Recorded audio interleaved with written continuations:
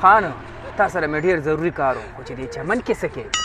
دا مې دې نظر کې لږه مسله راغلې وه ډاکټر راته ویلي وي سهار وختي چمنچ کې ګرځه که نه وي دې سره نظر تیزېږي خان اب اختې اب لختې ګرځې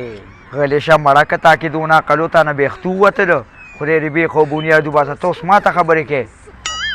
خان دا رانه غریبې ایستې دي ډېر سوچونه کوو ګراني ده دا رانه اغېستې دي زه خدای به خیر کړي دا به له زه وکارم که داسې شي نه ما ته شته چې دا به ورسره اټومیټیک راوخېږي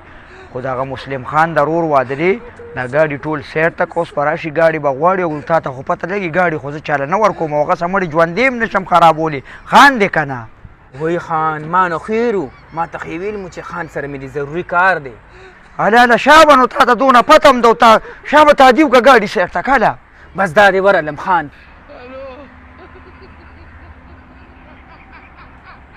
اوهو اخو هغه دې را روان دی او په ګاډي داسې لاس و ته پوهېږي نریشي ته پوهېږي زه یې دله ورکومه ورګه صبر وکړه ښه را روان دی السلام علیکم کیسریا وعلیکم السلام دی دې بیخو بسه ته کیسري سه وعلیکم السلام وعلیکم سلام مسلم خانه په خیره دی کیسریا تا ته خو مې د واده وینام کړې ده خو ګوره زما د ورور واده دی یو دوه ګاډي به مې ملېږي یاره اسانه د ګاډي به درکړم څه خبره نشته که نه خان یم خان الله پاک ښه ډېره تېره را کړې یو تم خان یې چې خرګاډي هم دسه نشته د خانې نوم به پورې دی خو یو خبره بله ده ته مړه د رور واده دی او ترې دی ته ځان ته وګوره که نه مړه دا څنګه سکین دې هم تک تور دی مخ دې هم ګډوډ دی هغه ګونجیوالې پکې دا ولې کیسریا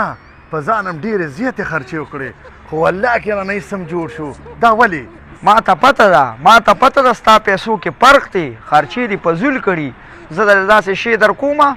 دا ولګوه چې تی په چیلنج باندې تک سپین نه کړي مړې د سپوږمۍ په رنګ پړق چې تا نه وو نو بیا شوې نه ده ګاډې ماډې پرېږده په ګاډو څه کې دا شی ولګوه بیا به ګورو ورشه لکه ته راواله هغه کریم راواله شابه راورسوه دا واله قیصر خان دا دې راورسېدل دا لهر پیس واش دی په دې باندې به د شپې مخ وینځې او دا لهر کریم دی دا به د شپې ولګې سهار چې راپاسې او مخ دې وینځه دا ما د سوډان وزیر اعظم له ورکړي ظالمه د امریکې صدر مې ته جوړ کړی دی که هغه دې له ولیده تک سور به ما ته به دواګانې کوې ښه دا واله او ګاډې ماډې پرېږده په دې باندې کار ټیک که چې ټیک شي د رور واده دی ځه بچې ما ته به دواګانې کوې سیده ځه ښه واو خانه والله ډېر هوښیار یې ګورې ګاډې خو دې تېر که نو ګاډې به مې تېرو نو د خدای نیکبخته خو زه ته یم ګاډي سیر ته که هله شابه لاس خوځوه